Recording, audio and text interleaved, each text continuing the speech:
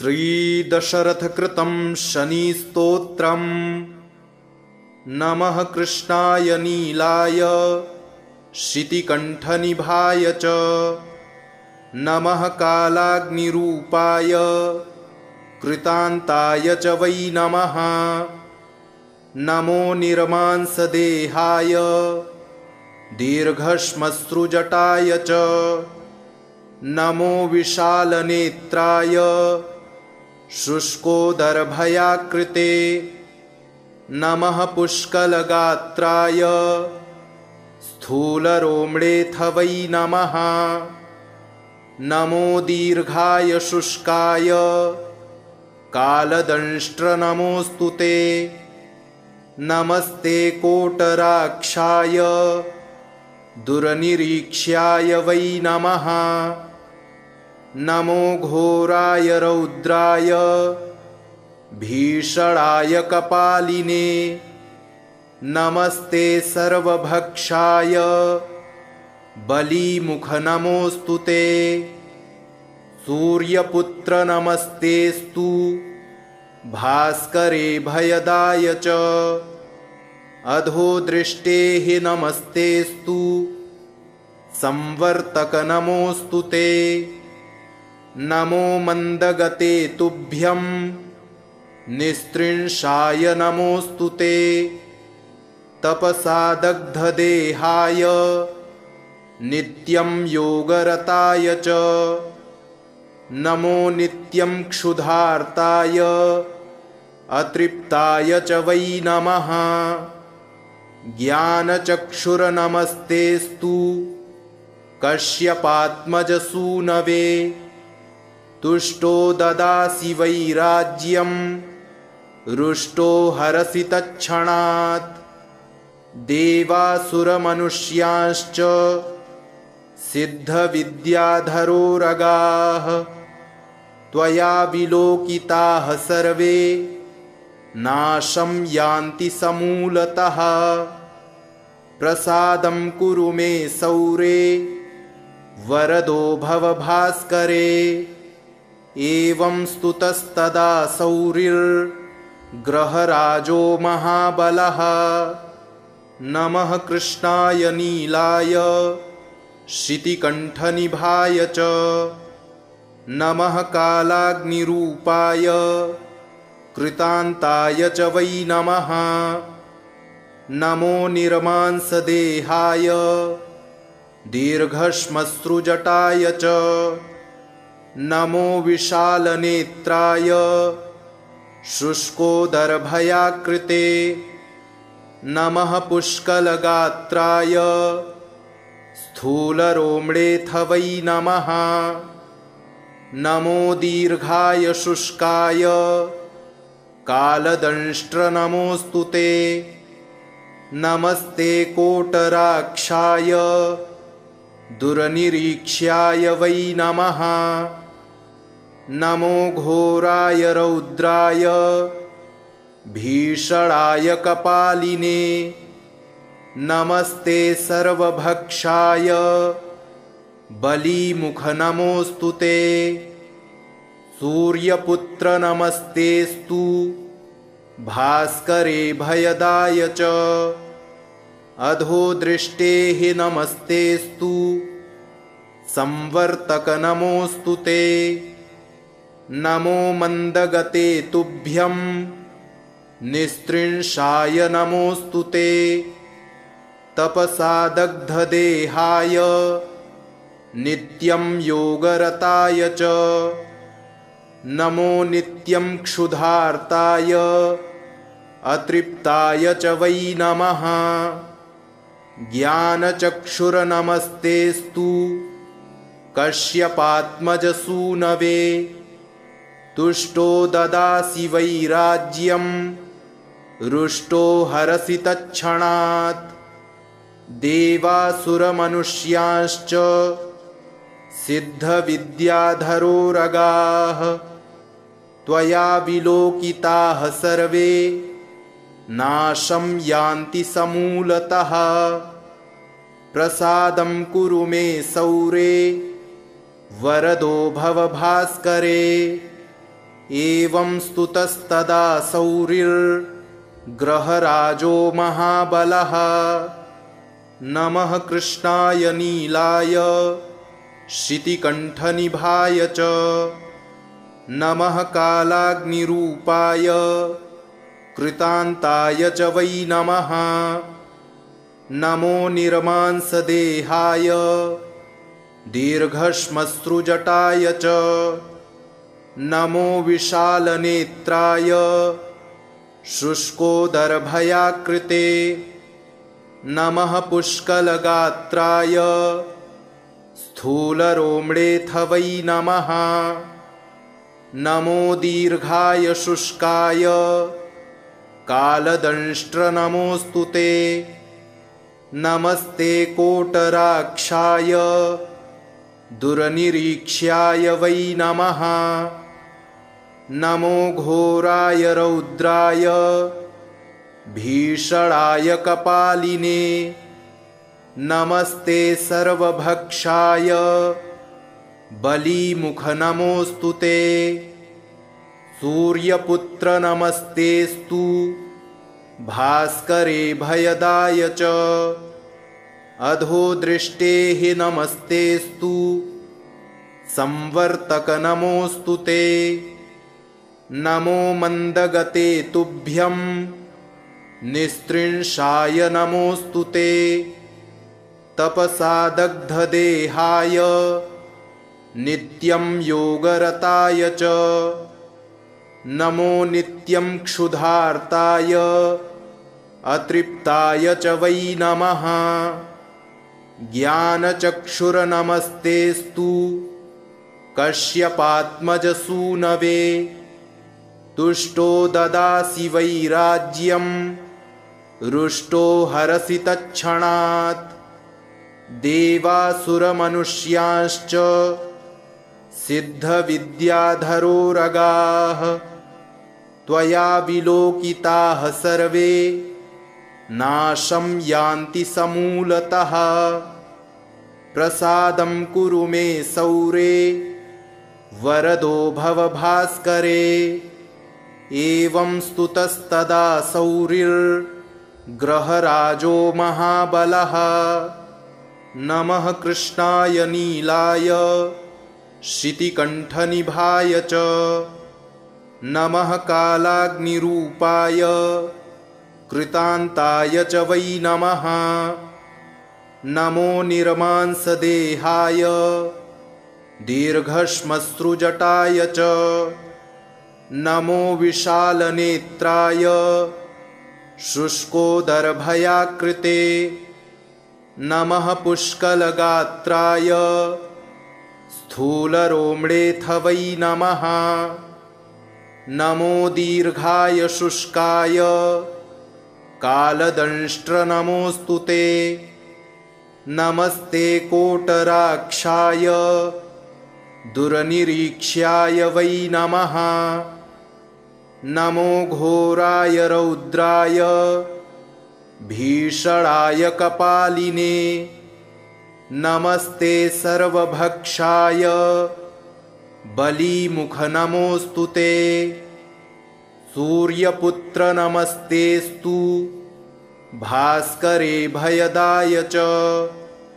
अधोदृष्टेः नमस्तेस्तु संवर्तक नमोऽस्तु ते। नमो मन्दगते तुभ्यं निस्त्रिंशाय नमोऽस्तु ते। तपसा दग्धदेहाय नित्यं योगरताय च। नमो नित्यं क्षुधार्ताय अतृप्ताय च वै नमः। ज्ञानचक्षुर्नमस्तेस्तु कश्यपात्मजसूनवे। तुष्टो ददासि वैराज्यं रुष्टो हरसि तत्क्षणात्। देवासुरमनुष्यांश्च सिद्धविद्याधरोरगाः। त्वया विलोकिताः सर्वे नाशं यान्ति समूलतः। प्रसादं कुरु मे सौरे वरदो भव भास्करे। एवं स्तुतस्तदा सौरिर्ग्रहराजो महाबलः। नमः कृष्णाय नीलाय शितिकण्ठनिभाय च। नमः कालाग्निरूपाय कृतान्ताय च वै नमः। नमो निर्मांसदेहाय दीर्घश्मश्रुजटाय च। नमो विशालनेत्राय शुष्कोदरभयाकृते। नमः पुष्कलगात्राय स्थूलरोम्णेऽथ वै नमः। नमो दीर्घाय शुष्काय कालदंष्ट्र नमोऽस्तु ते।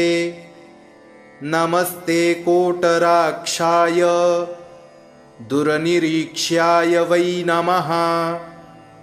नमो घोराय रौद्राय भीषणाय कपालिने। नमस्ते सर्वभक्षाय बलीमुख नमोऽस्तु ते। सूर्यपुत्र नमस्तेस्तु भास्करे भयदाय च। अधोदृष्टेः नमस्तेस्तु संवर्तक नमोऽस्तु ते। नमो मन्दगते तुभ्यं निस्त्रिंशाय नमोऽस्तु ते। तपसा दग्धदेहाय नित्यं योगरताय च। नमो नित्यं क्षुधार्ताय अतृप्ताय च वै नमः। ज्ञानचक्षुर्नमस्तेस्तु कश्यपात्मजसूनवे। तुष्टो ददासि वै राज्यं रुष्टो हरसि तत्क्षणात्। देवासुरमनुष्यांश्च सिद्धविद्याधरोरगाः। त्वया विलोकिताः सर्वे नाशं यान्ति समूलतः। प्रसादं कुरु मे सौरे वरदो भव भास्करे। एवं स्तुतस्तदा सौरिर्ग्रहराजो महाबलः। नमः कृष्णाय नीलाय शितिकण्ठनिभाय च।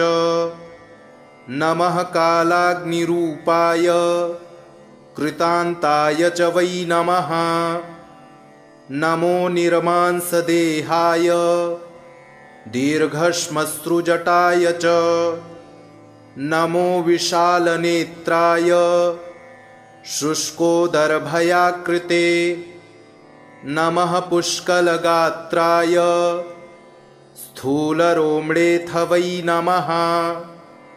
नमो दीर्घाय शुष्काय कालदंष्ट्र नमोऽस्तु ते। नमस्ते कोटराक्षाय दुर्निरीक्ष्याय वै नमः। नमो घोराय रौद्राय भीषणाय कपालिने। नमस्ते सर्वभक्षाय बलीमुख नमोऽस्तु ते। सूर्यपुत्र नमस्तेस्तु भास्करे भयदाय च। अधोदृष्टेः नमस्तेस्तु संवर्तक नमोऽस्तु ते। नमो मन्दगते तुभ्यं निस्त्रिंशाय नमोऽस्तु ते। तपसा दग्धदेहाय नित्यं योगरताय च। नमो नित्यं क्षुधार्ताय अतृप्ताय च वै नमः। ज्ञानचक्षुर्नमस्तेस्तु कश्यपात्मजसूनवे। तुष्टो ददासि वै राज्यं रुष्टो हरसि तत्क्षणात्। देवासुरमनुष्यांश्च सिद्धविद्याधरोरगाः। त्वया विलोकिताः सर्वे नाशं यान्ति समूलतः। प्रसादं कुरु मे सौरे वरदो भव भास्करे। एवं स्तुतस्तदा सौरिर्ग्रहराजो महाबलः। नमः कृष्णाय नीलाय शितिकण्ठनिभाय च। नमः कालाग्निरूपाय कृतान्ताय च वै नमः। नमो निर्मांसदेहाय दीर्घश्मश्रुजटाय च। नमो विशालनेत्राय शुष्कोदरभयाकृते। नमः पुष्कलगात्राय स्थूलरोम्णेऽथ वै नमः। नमो दीर्घाय शुष्काय कालदंष्ट्र नमोऽस्तु ते। नमस्ते कोटराक्षाय दुर्निरीक्ष्याय वै नमः। नमो घोराय रौद्राय भीषणाय कपालिने। नमस्ते सर्वभक्षाय बलीमुख नमोऽस्तु ते। सूर्यपुत्र नमस्तेस्तु भास्करे भयदाय च।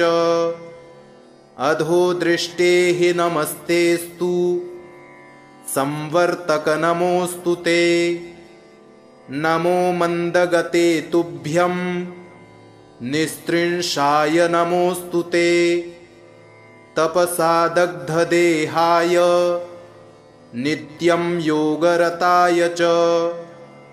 नमो नित्यं क्षुधार्ताय अतृप्ताय च वै नमः। ज्ञानचक्षुर्नमस्तेस्तु कश्यपात्मजसूनवे। तुष्टो ददासि वैराज्यं रुष्टो हरसि तत्क्षणात्। देवासुरमनुष्यांश्च सिद्धविद्याधरोरगाः।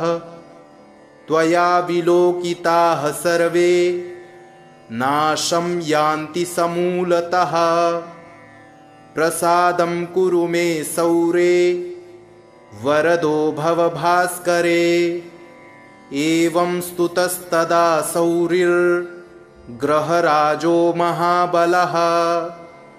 नमः कृष्णाय नीलाय शितिकण्ठनिभाय च।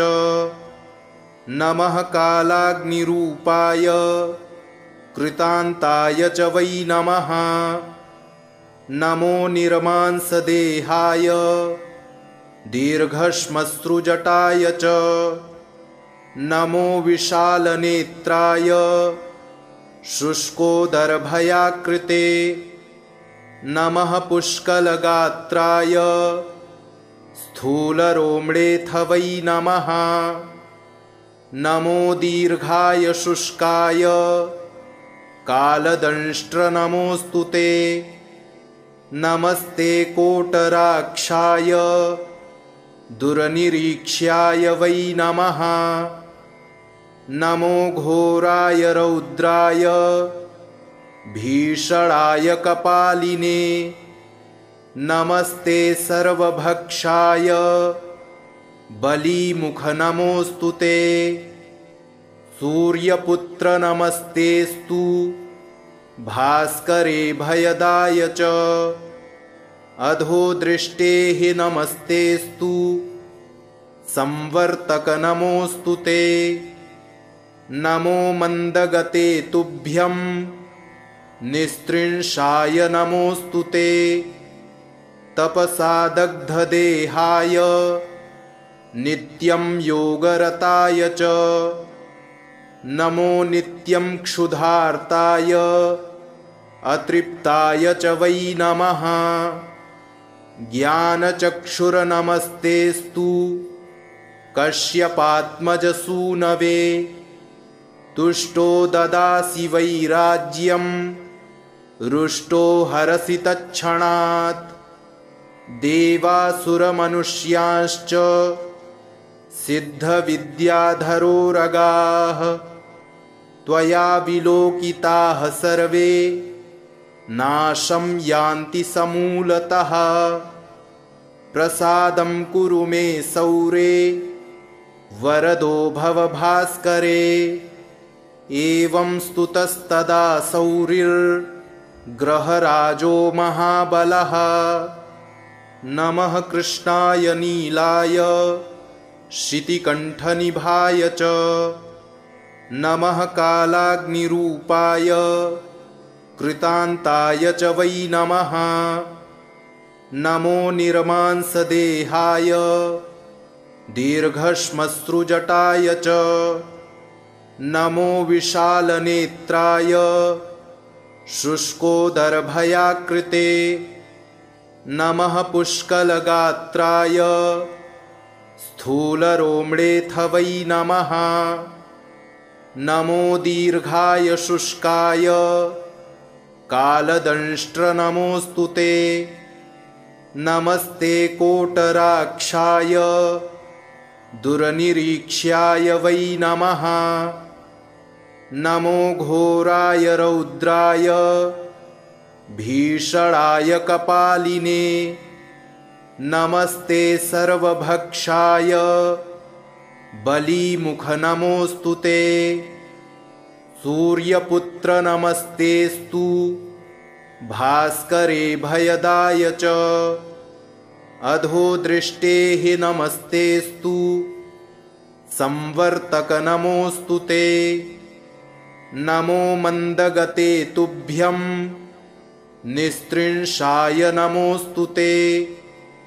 तपसा दग्धदेहाय नित्यं योगरताय च। नमो नित्यं क्षुधार्ताय अतृप्ताय च वै नमः। ज्ञानचक्षुर्नमस्तेस्तु कश्यपात्मजसूनवे। तुष्टो ददासि वै राज्यं रुष्टो हरसि तत्क्षणात्। देवासुरमनुष्यांश्च सिद्धविद्याधरोरगाः। त्वया विलोकिताः सर्वे नाशं यान्ति समूलतः। प्रसादं कुरु मे सौरे वरदो भव भास्करे। एवं स्तुतस्तदा सौरिर्ग्रहराजो महाबलः। नमः कृष्णाय नीलाय शितिकण्ठनिभाय च। नमः कालाग्निरूपाय कृतान्ताय च वै नमः। नमो निर्मांसदेहाय दीर्घश्मश्रुजटाय च। नमो विशालनेत्राय शुष्कोदरभयाकृते। नमः पुष्कलगात्राय स्थूलरोम्णेऽथ वै नमः। नमो दीर्घाय शुष्काय कालदंष्ट्रनमोऽस्तु ते। नमस्ते कोटराक्षाय दुर्निरीक्ष्याय वै नमः। नमो घोराय रौद्राय भीषणाय कपालिने। नमस्ते सर्वभक्षाय बलीमुखनमोऽस्तु ते। सूर्यपुत्र नमस्तेस्तु भास्करे भयदाय च। अधोदृष्टेः नमस्तेस्तु संवर्तक नमोऽस्तु ते। नमो मन्दगते तुभ्यं निस्त्रिंशाय नमोऽस्तु ते। तपसा दग्धदेहाय नित्यं योगरताय च। नमो नित्यं क्षुधार्ताय अतृप्ताय च वै नमः। ज्ञानचक्षुर्नमस्तेस्तु कश्यपात्मजसूनवे। तुष्टो ददासि वै राज्यं रुष्टो हरसि तत्क्षणात्। देवासुरमनुष्यांश्च सिद्धविद्याधरोरगाः। त्वया विलोकिताः सर्वे नाशं यान्ति समूलतः। प्रसादं कुरु मे सौरे वरदो भव भास्करे। एवं स्तुतस्तदा सौरिर्ग्रहराजो महाबलः। नमः कृष्णाय नीलाय शितिकण्ठनिभाय च।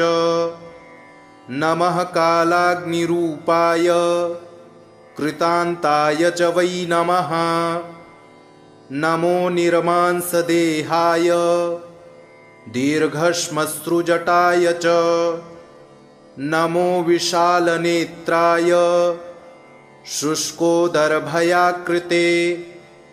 नमः पुष्कलगात्राय स्थूलरोम्णेऽथ वै नमः। नमो दीर्घाय शुष्काय कालदंष्ट्र नमोऽस्तु ते। नमस्ते कोटराक्षाय दुर्निरीक्ष्याय वै नमः।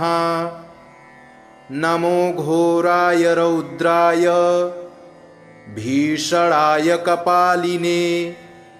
नमस्ते सर्वभक्षाय बलीमुख नमोऽस्तु ते। सूर्यपुत्र नमस्तेस्तु भास्करे भयदाय च। अधोदृष्टेः नमस्तेस्तु संवर्तक नमोऽस्तु ते।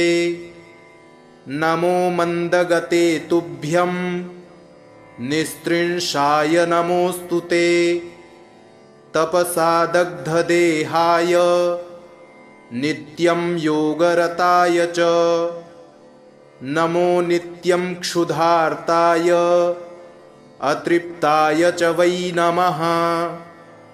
ज्ञानचक्षुर्नमस्तेस्तु कश्यपात्मजसूनवे। तुष्टो ददासि वैराज्यं रुष्टो हरसि तत्क्षणात्। देवासुरमनुष्यांश्च सिद्धविद्याधरोरगाः त्वया विलोकिताः सर्वे नाशं यान्ति समूलतः। प्रसादं कुरु मे सौरे वरदो भव भास्करे। एवं स्तुतस्तदा सौरिर्ग्रहराजो महाबलः। इति श्री दशरथकृतं शनिस्तोत्रं सम्पूर्णम्। नमः कृष्णाय नीलाय शितिकण्ठनिभाय च। नमः कालाग्निरूपाय कृतान्ताय च वै नमः। नमो निर्मांसदेहाय दीर्घश्मश्रुजटाय च। नमो विशालनेत्राय शुष्कोदरभयाकृते। नमः पुष्कलगात्राय स्थूलरोम्णेऽथ वै नमः। नमो दीर्घाय शुष्काय कालदंष्ट्र नमोऽस्तु ते। नमस्ते कोटराक्षाय दुर्निरीक्ष्याय वै नमः। नमो घोराय रौद्राय भीषणाय कपालिने। नमस्ते सर्वभक्षाय बलीमुख नमोऽस्तु ते। सूर्यपुत्र नमस्तेस्तु भास्करे भयदाय च। अधोदृष्टेः नमस्तेस्तु संवर्तक नमोऽस्तु ते। नमो मन्दगते तुभ्यं निस्त्रिंशाय नमोऽस्तु ते। तपसा दग्धदेहाय नित्यं योगरताय च। नमो नित्यं क्षुधार्ताय अतृप्ताय च वै नमः।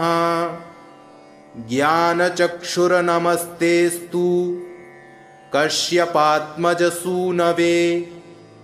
तुष्टो ददासि वैराज्यं रुष्टो हरसि तत्क्षणात् देवासुरमनुष्याश्च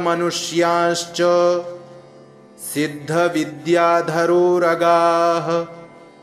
त्वया विलोकिताः सर्वे नाशं यान्ति समूलतः प्रसादं कुरु मे सौरे वरदो भव भास्करे एवं स्तुतस्तदा सौरिर्ग्रहराजो महाबलः इति श्री दशरथकृतं शनिस्तोत्रं सम्पूर्णम्।